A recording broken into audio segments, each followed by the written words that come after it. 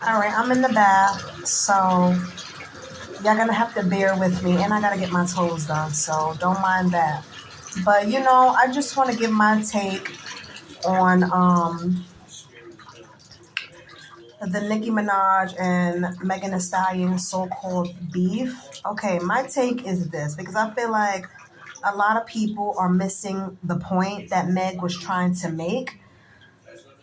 When Meg went on the Breakfast Club for a few minutes, the day of her song release of His, Charlemagne and Envy were asking her, who is the song for? Is the song for anybody specific? She said, well, it's for anybody that the shoe fits, like people been coming for me, so it's for whoever the shoe fits. Of course people are gonna act, you know, they're gonna act as if, it was unprovoked or whatever. Because for years, ever since Meg and Cardi got close, after Meg formed a little bond with Nicki, initially, Nicki been throwing shots at Meg. Okay, that's the truth. Okay, if you know, you know. So Meg finally got tired and she dropped Hiss. Which she spoke how she felt as a rapper, as a artist. That's what they do. They express through their music. So, she said that one line about Megan's law. Okay, whatever. She said, these hoes ain't mad at Megan. These hoes mad at Megan's law. Okay, cool. So clearly the shoe fit for Nicki. And she went off on social media for 4 to 5 days. Oh, your dead mother. You lied on your dead mother. You lied on your dead mother. Tell the truth. Tory ain't shoot you. You lied on your best friend. You lied to Gil King. Okay, like I said, clearly the shoe fits. So also what Megan said in the Breakfast Club video, she was like, what she said, she was like, oh, they was like, what does the song title mean? Hiss or whatever. So she was like, basically when you messing with a snake and you keep messing with them, so they hiss at you. And and that's their way of telling you to back off. So her dropping the record was not to start a beef or continue a beef, quote unquote, with Nicki Minaj. Her point of dropping the record was to get shit off her chest, and she did that. Clearly, the shoe fit for Nicki, and it really hit a nerve for her, and she turned this whole thing into a beef. Coming at Nicki, coming at Meg, talking about Meg's dead mother, like, and Meg didn't say nothing that was false. She did speak about your husband being a sex offender, which is a fact. And it doesn't matter if something happened when he was 15, 30 years. It doesn't matter. The point is his parents or whoever raised him didn't raise him, the right way. If a girl says no, she says no. You know what I'm saying? She's not with nothing. And okay, the girl lied about her age or whatever. Cool. The point is, he still was found guilty in the court of law, and he had to register as a sex offender. So she brung awareness to Megan's law. I didn't even know about Megan's law. I just knew about obviously whenever a sex offender moves or whatever, that they have to let the people know of their new address. So the community could be aware of this. And but Nicki just went off. We've never seen her go so off ever in her 10 year plus career. We've never seen her go so off with Cardi. We've never seen her go so off with Remy. We've never seen her go so off with the City Girls, with Remy Ma, Little Kim. We've never seen her go so off with any of these girls. But with Meg, you going so off talking about somebody's dead mother. She was really bothered. And again, the record, I don't think Meg dropped the record to start no beef with Nicki Minaj. Everybody knows that Nicki Minaj is the queen of rap. She has been the queen of rap for over a decade now. Nobody is taking away from her accolades. Meg was just expressing her feelings, telling Nicki to back off. Clearly, Nicki Minaj and the people who feel like, oh, Nicki's winning and Meg is losing.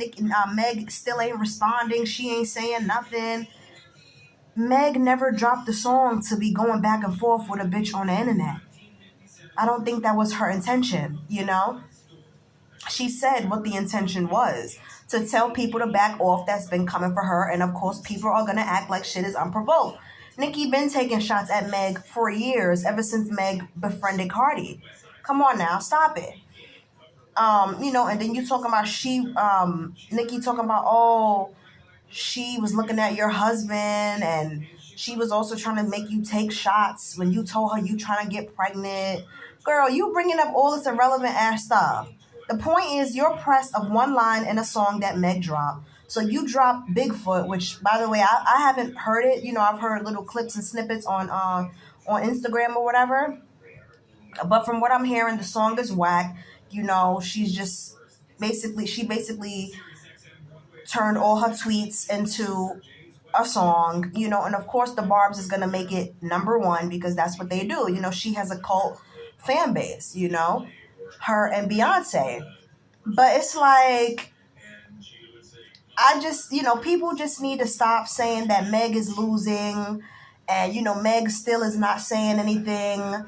Meg is not going to say anything. The point of her dropping the record was not to sit on the internet all day and go back and forth. She dropped a hit record, expressing how she felt about anybody and whoever the fuck feels the shoe fits.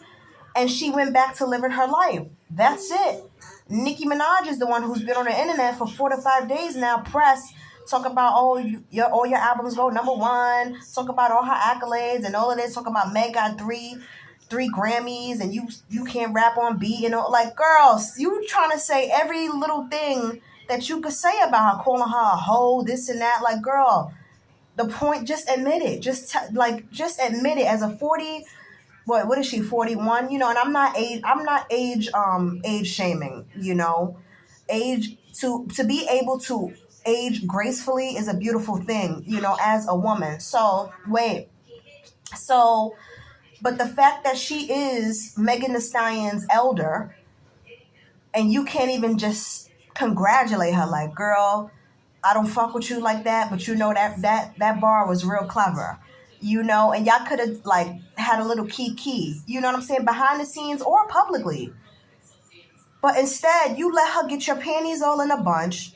You've been going off ever since she dropped the record. You look crazy, and I just don't agree with people that are out here talk about, oh, Nicki won, Meg won. It's not about who won. I don't think it was never about, oh, who's going to win this and that. The point was Meg just was expressing herself as she always does in her records. She always expresses herself, and then Nicki is so crazy. Not only did she talk about Meg's dead mother, she gonna talk about, oh, the Pump C and Bip C. Like, why are you talking about Pimp C and Bun B? Those are two legendary Southern rappers, and now they will never, well, one of them is dead, so God bless the dead. And the other one, it's like, why are you bringing him into this? And why are you making fun of the way Southern rappers rap? Like, you're from New York. And then I didn't even think of this too. Somebody was like, and she talk about legendary Southern rappers, how they rap. Meanwhile, she got signed in the South. And I'm like, oh shit, that's true. She did, with Miss Deb and Waka Flocka and Gucci. Like, that's where she got signed. She couldn't get signed in New York. I mean, she was with Fendi first, or whatever, however that story goes. But where she got signed officially was in the South.